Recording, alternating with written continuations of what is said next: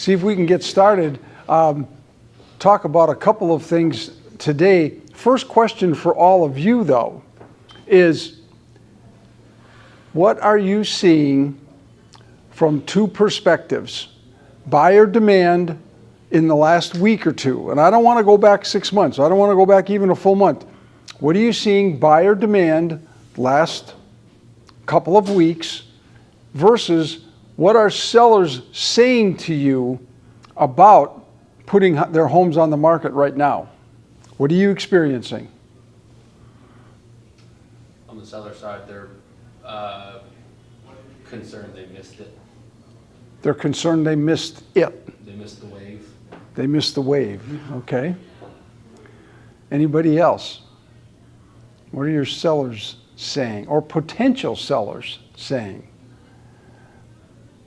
What about buyer demand? What are you experiencing with buyer demand? And by buyer demand, I mean people that are inquiring about, as you're making calls to generate business and you're talking to people, what are they saying? They're worried about the high interest rate. They feel like they missed out on getting the low interest rate Okay. When they had an opportunity. I don't think that's stopping people, though. I think people are there's still demand because you weigh that against a rental situation. It's still a better deal. Okay. Anybody else? What are you experiencing? I've had a couple of buyers say, I've been waiting for the prices to come down. I knew they were going to come down, and I'm seeing them come down, so I'm going to wait a little longer. Okay. All right. I think a little more cautious on the buyer side, a little more, what's the right word? They feel like they have some leverage. They don't need to be quite as, let's offer on everything. Right. Yeah, Exactly. that's true. Okay. All right. The reason I'm asking that is because conversations with people have changed a little bit over the past few weeks, maybe 2, maybe 3 weeks, some of which we've talked about both here and in Connect. And we've talked about the fact that, Casey, like you said, I mean, a higher interest rate isn't going to, unless you think home prices are dropping, which they're not, unless you think that's the case, then you're still going to make money by acting today versus waiting much longer. But there is something else that's going on in the market right now that some of you may or may not have seen or felt. But from a buyer demand standpoint, a lot of it has to do with how soon are they willing to take action? When do they want to start moving forward? And one of the things that hits in this case right now is just the time of year.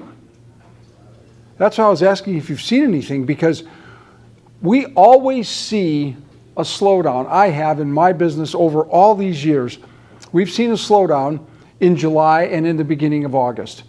By slowdown, I mean the number of people inquiring about buying right now, going ahead and getting pre-approved, getting pre-qualified. And, why do you think that is? Back to kids or back to school? What's that? School calendar. Back to school calendar. Back to school, on vacation, trying to get everything in July so that they can have some time for themselves. And then now it's back to school. And, unless you like traffic, we're going to all face a lot of traffic coming up now because school buses, the big yellow buses, are going to be all over the place. And we don't want to get stuck behind them too often. So we have to leave real early or a little later so we can miss the school buses. But those things impact buyer demand. And so as a result of that, there's a bit of a slowdown. I think that there's a lot of demand out there for houses, lots of demand. But I do think, in my opinion, a lot of it's penned up, because I wish people could listen to what, Casey, you said, Lanier, what you said is that, hey, look, paying a little bit more in interest rates today is not going to negatively affect you in 12 months. In fact, based on rentals, you're actually going to be ahead of the game if you take action today. But that conversation you will not find on CNN. You will not find it on Fox News. You're not going to find it on CNBC Squawk Talk. They don't talk about that. What they're talking about is how these high interest rates are having a negative impact on people being able to buy homes. And I'm thinking, you people are blockheads. Wait a minute, you're telling people the wrong thing. Now, granted, higher interest rates do impact how much home somebody can buy. That's a fact. Nothing, but most people, not all, most people are not buying at the high end of what they can afford anyway. So a higher interest rate might impact what their payment's going to look like, but most of them are still going to take action. Now, I'm going to give you an example. We closed the loan for a family. Gosh, I was just like, brought me to tears last week when we finally closed them. We've been working with them since, my gosh, December. And you talk about they end up buying a double wide. Now, they paid a fair amount of money for this double wide, but this story is unbelievable.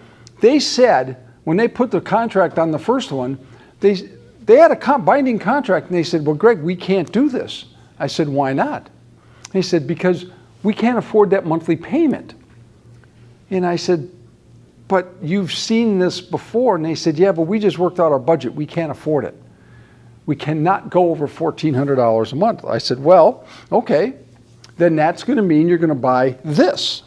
You're going to buy in this price range. And they're getting an FHA loan. So they then changed with their real estate agent, they changed how much they were going to buy. A few weeks later, I get a phone call. Well, Greg, this isn't going to work. We can't find a house for that. And I knew that going in. Their real estate agent knew that going in, but they had to see it for themselves. And they said, but Greg, I just don't know how we can afford $1,800 a month. And I said, well, look, you have to do what you're going to be comfortable with. How much are you paying in rent? And they were paying about $1,550 in rent. So I said, well, really, if you're paying $1,550 in rent, $1,800 in a payment, that's almost one and the same because of the tax benefit that you get for owning a home, blah, blah, blah. So I said, it's not that far off, but you shouldn't do it if you're not going to be comfortable.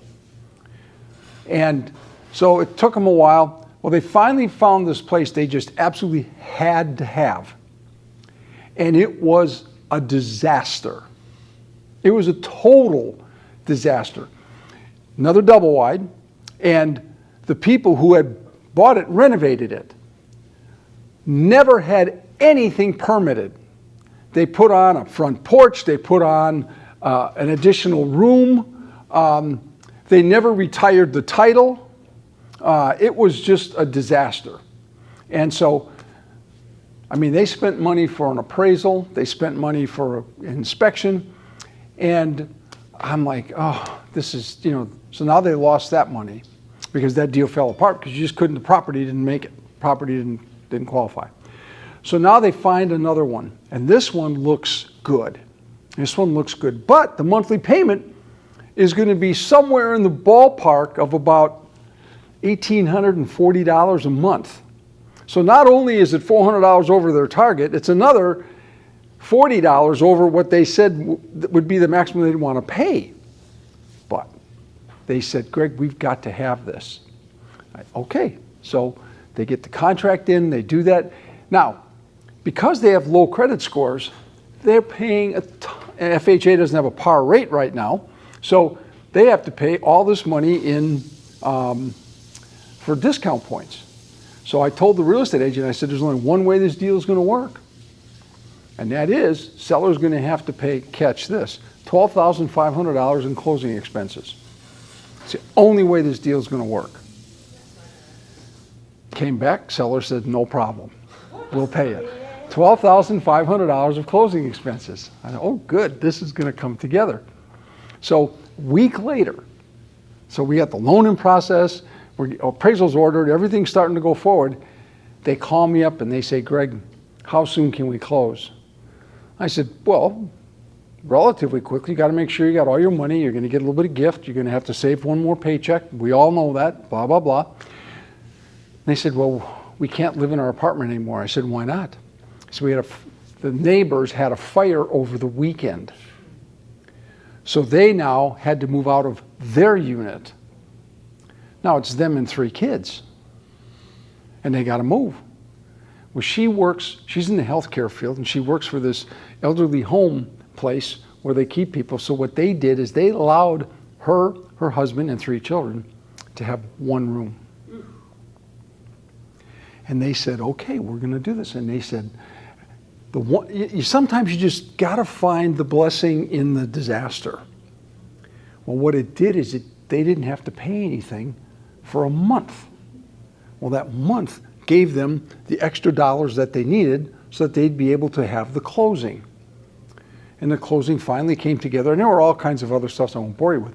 Finally came together last week, Friday. I mean, I swear, it brought most of us on my team to tears because we've been working with these people for so long. They've been through a disaster, but it happened. The reason I bring this up, it is amazing how much can come together when everybody's looking at it from the same direction. In this case, the buyers, the real estate agents on both sides of the transaction were incredible. The sellers were working with us. So when all of that comes together and everybody pulls in the same direction, we were able to get this deal done. And the sellers made out fantastic, even though they were giving away all this. They bought this place for about $100,000. They put about 40 into it. So they made a bunch of money in a 2-year period of time. So everybody walks away, but everybody was going in the same direction. I share that story because, granted, this couple's got a high interest rate right now, but they're going to refinance in 2 years. They're going to get their credit up. We're working with them to get all that done. And when the rates come down, and their payment's going to come down, not go up. And their income is going to probably keep going up. Those are the things that we try to share with some buyers today that make a difference. Because they were able to afford, they could afford it. It changes what they can do every month. They can't go out and buy new cars. They can't go out and do anything else, but they can afford it. And for them, because their payment will go down when we refinance them, it's going to make sense. So I share that because those are the kind of conversations you and I can have with buyers today. Now, I want to share something else. How many of you are familiar with the bank statement loan? Okay. Have you done any of those maybe this year? You have. What was your buyer's feeling toward the interest rate? Honestly, he had a lot of money to play around with, so he paid down the interest rate. Okay. All right. Anybody else done one? Bank statement loan, last 6 or 7, 8 months? No? All right. Here's the interesting thing. Back in end of 2021, interest rates, as you know, were in the 3s. So if we were doing a bank statement loan, we were quoting people in the high 4s and 5s, and they were like panicked. Oh my gosh, I can't afford to do that. Interest rates today, as you well know, are in the 5s or 6s, wherever they happen to be. So the bank statement loan is going to be running somewhere between 7 and 8%, depending on your credit score. So I'm talking to two buyers this past week about the bank statement loan. And they're talking about, the fact that, oh my gosh, I might have to pay as high as 8%. Well, it may not be that high, but yes, maybe. And he said, Greg, I just don't know that I can do that. I said, well, let me just offer a suggestion, just some thoughts. And I said, how much money would you say, because you have to be self-employed to get a bank statement loan, how much money would you say that you save on personal income tax because you're self-employed? He said, well, I'm not sure exactly. I said, well, let's just look at it this way. How much do you write off on your expenses because you're self-employed that you might not be able to do if you were like me and you were an employee? I can't write anything off. I mean, it's what it is. They give me the check, that's how much I'm paying that. Because you don't have to do that, all of you sitting in here, you don't have to, you're a 1099 contractor. So how much and I said to them, how much would you say you write off that you otherwise would have to pay? The one couple said $40,000, the other couple said about $70,000. I said, okay, fine. So let's think about it for a moment. Let's take $50,000 that you don't pay in federal and state income tax. $50,000 that you write off. Well, that's just In a small way, you're talking about right at about $17,000 that you're not paying in federal and state income taxes by writing off 50. That's a lot of money. I mean, that I have to pay in taxes that you don't. All right, now think about this for a minute. The difference in a monthly payment between 6% and 8% on a $400,000 loan is going to be somewhere around, $450 a month, someplace in that ballpark. Times 12, we're looking at about $5,200. Maybe call it $5,500.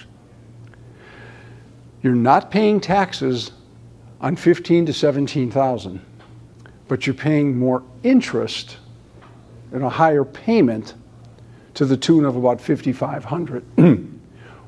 Which would you rather do? Wait another year, pay an extra $15,000 or $17,000 in income tax so that you can get the lower rate, or would you rather just simply take the higher rate and put that rest of that, in this case, roughly $10,000 to $12,000, just leave it in your bank account? Both people, when I had that conversation, they said, well, we didn't look at it that way. I said, well, that's the reality of what you're doing. I said, don't go trying to play games with your tax returns, at least because you're trying to buy a house. If you qualify for the bank statement loan, you can still get a decent interest rate. It's not the greatest, but it's decent. But it's going to save you substantially versus paying more in federal and state income taxes. Those are the kind of conversations you and I can have with self-employed borrowers so that they can get themselves into a house today rather than waiting a year or two and paying all this extra money in income tax. Does that make sense? And I promise you, you can have that conversation even if they're not going to take that action. The very fact that you're bringing them that analysis makes you the expert.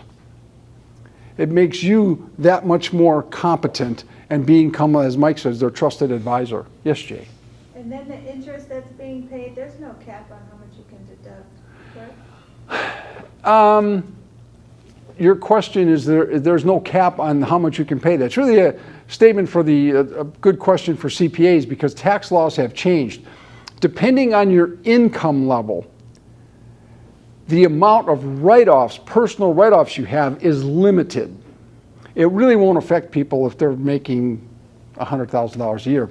If you're making $250,000 to $500,000 a year, yes, then it is affected. But otherwise, it's not affected. No. All right. Anything else? Any other questions? I wanted to give you some of that stuff because these are pointers, things that I think right now we need to have these conversations with people because we want to move people to action. I don't want them to take action on something that is not going to be to their benefit, but they want to take action. Have any of you read the book Green Light by Matthew McConaughey? You have? I would encourage you. You can get it on Audible. Get the book. It's called Green Light by Matthew McConaughey. I've listened to it twice already. I'm about to do it a third time. I also saw an interview with him last week.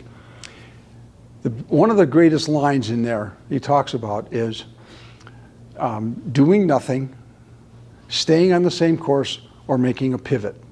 And you'll have to read the book to understand the red, yellow, and green light. But right now, the best course of action is a pivot. Our conversations with people need to pivot from what it was at 6 months ago. If you're a listing agent and you're talking to people about listing their home, the conversation you and I have with them or that you'll have with them about listing a home is different today than it was 6 months ago. If you go into the same listing appointment and go into the same conversation 6 months ago today, you're not going to get the listing. And if you do, you're going to completely mislead your person. So it's a pivot. And that pivot is some of this conversation we're talking about right now. Encouraging people that it's okay to act if you choose to. Okay? All right, thanks.